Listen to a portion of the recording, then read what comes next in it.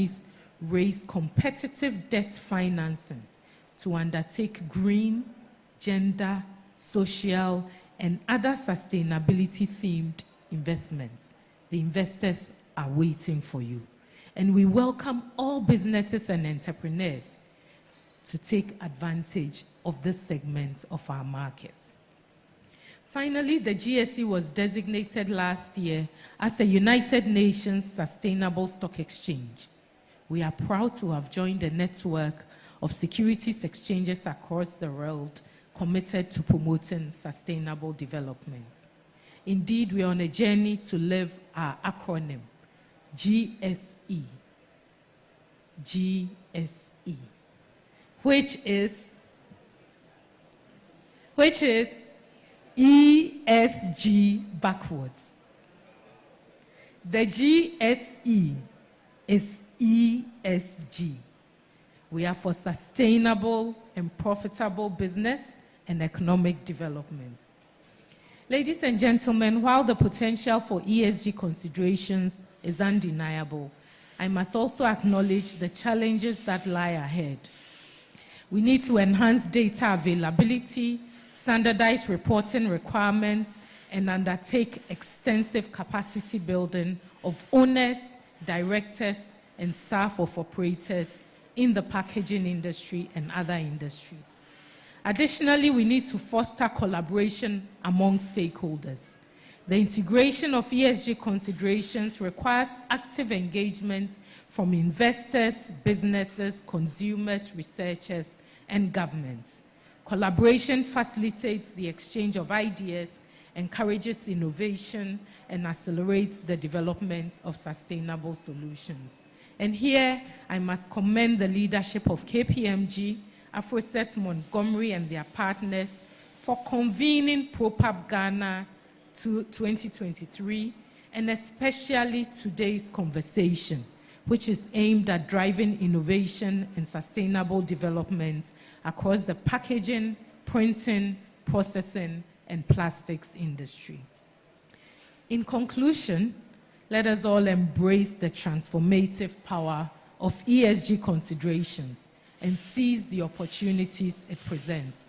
I am confident that the subsequent speakers and all of us gathered here today will freely share our opinions and insights on how together we can build businesses and a world that thrives economically, socially, and environmentally.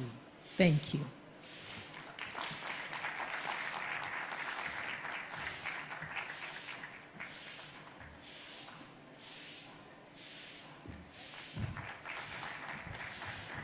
Can we give her another round of applause, please? Thank you very much, Abena.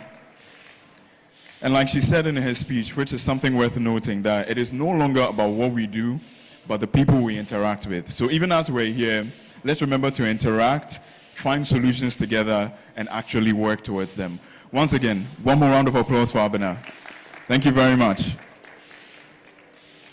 So, for our plenary presentation, it's going to be really interesting, and it promises to be enlightening as well, as we have in our midst the Executive Director of the local United Nations Global Compact Network. Now, he has a wealth of experience in leveraging ESG for inclusive growth and sustainable development. And he speaks on a very important topic to today, which is leveraging ESG for inclusive growth and sustainable development. Ladies and gentlemen, with a resounding round of applause, please invite Tolu Lukwa.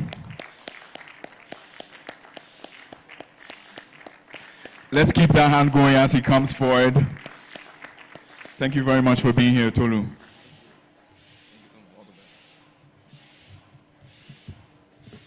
Thank you. Good morning, everyone. So apologies, I did not get the memo on no paper, but I can assure you this paper will be properly recycled to protect the planet. Thank you. Really an honor to be here. I love talking on this particular topic. I'm quite passionate about it. And I really think we really need to commend Abena for for her speech because she really did a great job laying out very simply what ESG is. And so I will also be talking on another angle on ESG. Actually, the interesting thing about ESG for me was that the first time I actually heard about ESG was in 2008. I was in the US, and I was at Starbucks, and I was very, very hungry, extremely hungry. And a friend of mine was like, "Have you heard about ESG?" And for me, because of the location of where we were, I said to him, "Does this stand for egg, salad, and grapefruit?" And if you think about it, eggs, you got your protein; salad, you got your vegetables; and then grapefruit, you got your fruit. All the things you need for a healthy, nutritious start to the day. And really, when it comes down to it, ESG is the sustenance and the nutrients that a good business needs to be sustainable in the long run. So, for what I will be talking on today is looking at leveraging ESG for inclusive growth and sustainable development. So, we have had a very good discussion on what ESG is and what it stands for, the environment, social, and governance. And today, when we hear the topic on ESG, it's very much linked to companies and the framework for them to operate with acceptable standards. Now, the origin of the ESG movement goes as far back as 2005. It was first coined through a UNEP program that identified that these were the important elements for sustainable finance. And today, as you can see, ESG is becoming more of a common language across the corporate world as the standard for companies in the 21st century. Now, I also believe that it's very important to note that this came after the launch of the world's largest corporate sustainable initiative, and that is the UN Global Compact. And the founder of the UN Global Compact was Secretary General Kofi Annan. See, Kofi Annan had a vision of putting a human face on the marketplace just at the turn of the first century. There was a lot of protests globally and lots of fears about certain values being lost with the acceleration of global trade, the environment, labor, and society. So, 40 companies came together with Kofi Annan and agreed to sign onto the charter of the UN Global Compact and came out with 10 principles, 10 universal principles and values for companies to live by. And these 10 principles were in the area of human rights, labor, the environment, and anti-corruption. Now, this formed the basic framework for companies to operate as good business, mindful of their impact on their communities, their industry, their country, and the global communities. Companies who joined the Global Compact pledged to abide by these principles, and very importantly, to report annually on the commitments that they made to abide by these principles. Today, the Global Compact has a membership of over 22,000 companies globally in 162 countries. And this has generated over 96,000 reports that are open to the public on their progress on these principles. So indeed, the 21st century is a very pivotal point when it comes to business and investors and their perspective on what responsible and good businesses are. And just as the UN Global Compact has grown, so has the ESG movement. And against the backdrop of this movement, you have, of course, the Sustainable Development Goals, which provide 17 particular risk category areas that must be addressed in order to eliminate poverty, protect the planet, and ensure that, quote, no one is left behind. And governments and civil societies have also responded during this time. There are extensive regulatory frameworks and reporting schemes that are required of companies, and I'm going to list a couple of those. And we're beginning to see a larger response also from civil societies who are becoming more open in their demands that companies disclose their impact on their environment. So just last week, I was actually at a meeting at the UN Resident Coordinator's office where they had gathered lots of CSOs across the country. And I was very, very surprised that they said that private sector was particularly important when it comes to addressing the several issues around the ESGs. But there were two things that stuck with me. One, they identified the importance of the private sector to finance the SDGs in Africa, and the importance of disclosing their activities, disclosing their business activities that could make an impact on the environment, to show the reality of the progress that's being made. So as you can see here, there's a growing trend of different stakeholders in society asking for business to be accountable.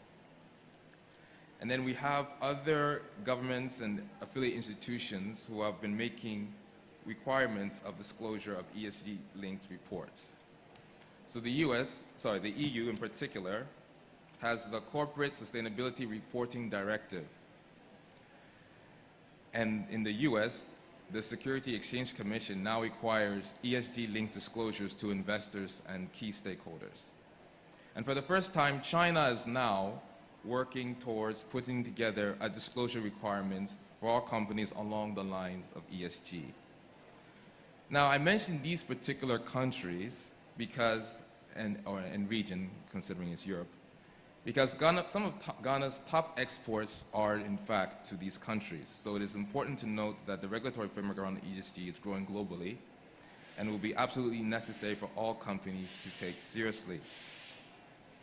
Now, in understanding what the importance of ESG is, we can now look up how can we leverage it for inclusive growth and development. First, as I mentioned, I like food and ingredients. Let's look at the certain ingredients that I believe are needed to have a prosperous nation. And as I list these things, it's not like in that order. They all need to be there. So it's not like one comes first and then the order, and then the other. Okay. So the first one is an educated and motivated workforce. Number two, peace and security. Number three, food security. Number four, the elimination of corruption, and that is business and institutional. Number five, advanced infrastructure and communications. 6, a healthy population. And 7, sustainable finance. Now, education is very important, and there are lots of studies out there that will link education to GDP growth. Countries with high literacy rates tend to do better. And also, high-end education will attract higher value manufacturing investments, which means more wealth and growth. But from the perspective of ESG and inclusivity, this means providing opportunities to people of all ages to providing opportunities to people of all ages to be able to make strategic decisions about their livelihoods and choices. And at the core of ESG is people. Thus, the decision of companies and investors to invest in education is critical. So a lot of times when we talk about education, this is one of the things that gets left behind. Quality education for all also is about access to education. So when it comes to businesses and investment, this is something that needs to be considered. I mentioned peace and security. So how do we get that? And we get that by building a harmonious society with equity for all stakeholders.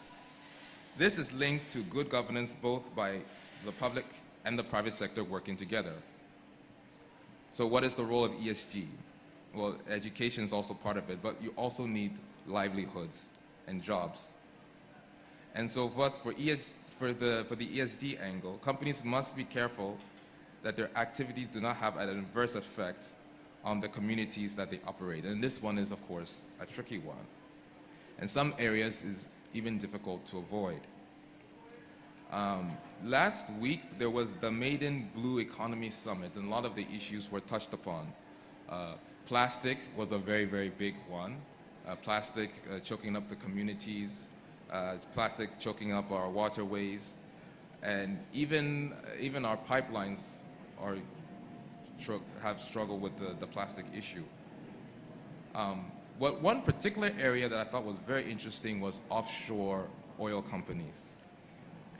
And a lot of times, offshore oil companies' interests clash with those of fishing communities. Already we had an example of the fishermen struggling as they go out to sea and they have to deal with the plastic menace. Now we also have issues with offshore drilling and a clash with fishermen who tend to operate in those areas. And so it was also revealed during the conference that this is something that many countries, even in the global north, struggle with. So when it comes to ESG, we have to look at the impact that we have on the community and how that might deprive other industries of livelihoods. So, for example, when we look at the Gulf of Guinea, most of the pirate attacks that happen in the waters there come from poor fishing villages on the coasts, which raises many questions. And of course, these examples on the far end of the spectrum, but they do demonstrate what happens when these things are not taken seriously. Of course, another obvious example is Galamsey. The devastation caused to the water bodies that millions depend on is not a recipe for peace. And in fact, there are indicators that suggest that if things are not taken care, it could lead to violence. Another example is the use of child labor. And of course, this is against the UN Global Compact Principle number 5, which is against child labor. So these are things that companies should be mindful of. So that means that not just you as a corporate entity, but also looking at your supply chain to make sure that we do not have the use of child labor. Children should be in school where we are educating and equipping them and enhancing their minds to be able to solve the problems of the future and even some of our problems today. Children, we need to support them and they should not be exploited. So then I also mentioned food security. Food security is a key area of importance because of the ability of a nation to feed itself and provide for one of the most basic pillars of national stability. For companies in the food sector, adopting ESG practices will lead to sustainable growth. For example, in the seafood sector, it will ensure that practices are maintained for sustainable fishing and extracting of marine resources responsibly, while also ensuring fishing stocks are properly managed and not abused. On land, it will ensure proper management standards to ensure high quality produce with minimal impact on the environment and will produce a sustainable bounty for the people. So when we talk about ESG linked, we're also talking about the supply chain. The supply chain, not just for the phytosanitation and sanitary standards, but also the entire value chain, and also the workforce. So when we look at agriculture, we're also talking about your workforce as well. We need to have diversity. We need to make sure we have inclusivity when it comes to those who are working in the farming areas, support to the farming areas. All that must be considered. And of course, a byproduct of food security is a healthier population, which means a more vibrant workforce. So even when it comes to a healthy population, as is one of the things that I mentioned, a lot of times there have been cases where, especially when it comes to lower skilled workers, there's a lot of abuse that takes place. Workers are exploited, and I'm glad I have an opportunity to talk about this, but I think it's something we have to take seriously. We cannot expect to be working our people 12-hour shifts, 6 days a week, and think that our company is going to grow sustainably. We can't have situations where we don't have even a recourse for labor to even address some of these issues and think that we're going to be applying the ESG principles. So those are things we need to be mindful of. A healthy workforce also includes a workforce that is treated very well, and which is why part of our principles, labor, is very important. Then elimination of corruption is absolutely necessary, and yet it is the most difficult to combat. In Africa, corruption costs businesses on the continent $3 trillion annually. It is a vice that must be eliminated. It's why it's part of our 10 principles of the UN Global Compact. Now, corruption has been defined in several ways, but in the context of this conversation, I will give my own definition for corruption. I will define it as distorting the system for personal or coalitional financial gain at the expense of others in the system. While one group or person is benefiting, others are losing. A business can be struggling at one end of the supply chain because at the other end, someone has taken away their opportunities, but it may not be visible upon closer inspection. And that's why I believe a country like Botswana is where there is today, because this was not a major problem for them. Probably one of the, under the top 100th countries when it comes to development upon independence. But because they did not have a major corruption issue, they were able to rapidly develop. So this is something that must be taken into consideration. Now, with regards to advances in infrastructure and communication, it is quite clear how this would benefit a nation. Better roads and highways and other transportation systems means faster delivery of goods and services. Telecommunications is vital in a century where online business can provide avenues for people on a scale never seen before in previous centuries.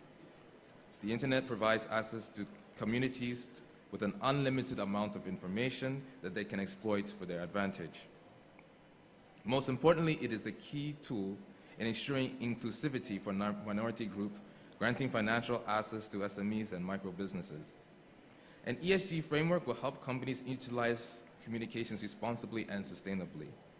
Communication companies with an ESG-linked strategy and vision can harness their business models to provide these services which contributes to sustainable business. And that's why you might have been hearing that there's a sudden push to provide free internet to people. I think Mark Zuckerberg at Facebook had that vision. I think at Apple people have also talking about it, because what they realize is that it's an opportunity to not just grow their own business models, but also enhance and empower communities to also gain knowledge that they can benefit themselves with. So that's also important. Now, the last thing I mentioned was sustainable finance. And sustainable finance is the engine for sustainability of a nation. Financial institutions should play a guiding role with the private sector, investing in ESG-linked projects. And as Abena mentioned, there is the sustainable banking principles, in which she said that banks are now looking to see if ESG is part of the business model of a business. And I also like what she said when she said a lot of SMEs and small business have this idea or notion that ESG is too big for them. It may require investments. You might have to hire a sustainability manager and this and this and that. But at the Global Compact, and I'm sure it's like this everywhere, when we look at ESG, we're looking at taking those small baby steps towards making a change. Even as a small business, you can you have diversity in your workplace. Even as a small business, you can say, okay, I'm going to treat my labor well. I'm going to pay them a fair wage. I can have gender balance. I can pay equal pay for equal work for gender. Even as a small business, you can ensure that the products that you use are sustainable. The services that you provide are sustainable in small, small ways. And actually, where we are now than we were 10, 15 years ago, there are so many businesses out there that are specializing in providing these type of solutions to assist small businesses. So in the world that we are moving, the possibilities are there for all. But sustainable finance is very important because there is a large movement now of financiers all over the world looking particularly on sustainable finance. In Ghana, there are literally hundreds of millions of dollars. There's the green finance bond, which is about $200 million, where companies can get financing to have projects to help their companies go green in several areas.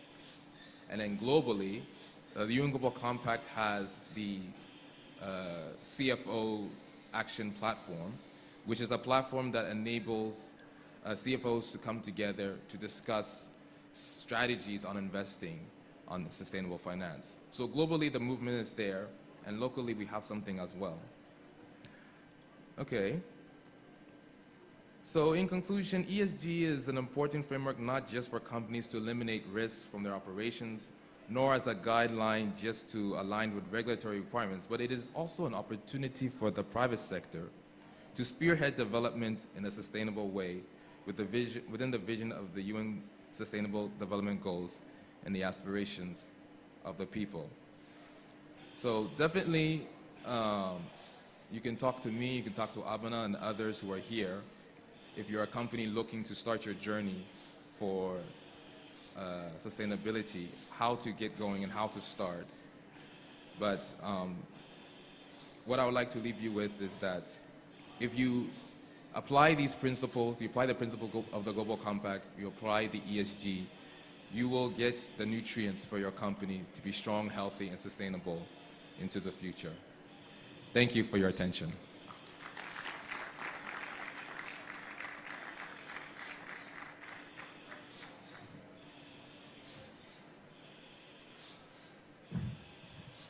Please keep that hand going for Tolu. Thank you very much for this very comprehensive speech on spearheading development in a sustainable way in line with the United Nations Sustainable Development Goals. So now we've come to a very important part of today's program, which is the panel discussion. But before I invite the moderator who will further invite our speakers on this panel discussion, there are two videos we would like you to watch, which are core to ESG. And sometimes pictures are the best ways of telling a story. So please turn to the screen and we will have that. Thank you.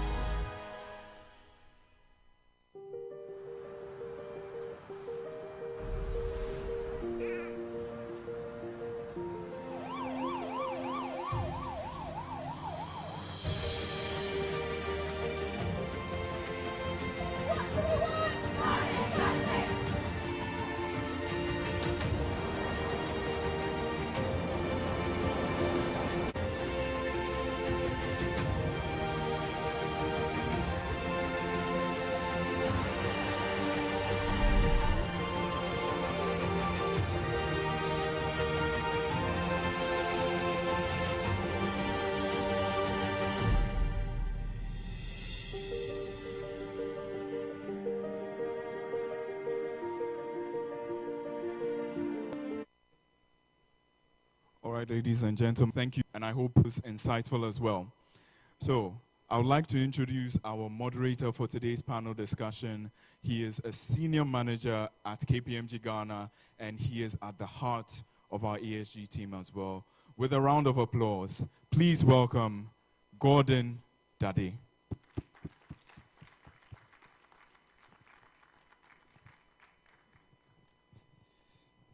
I want to tell you something that my dad told me.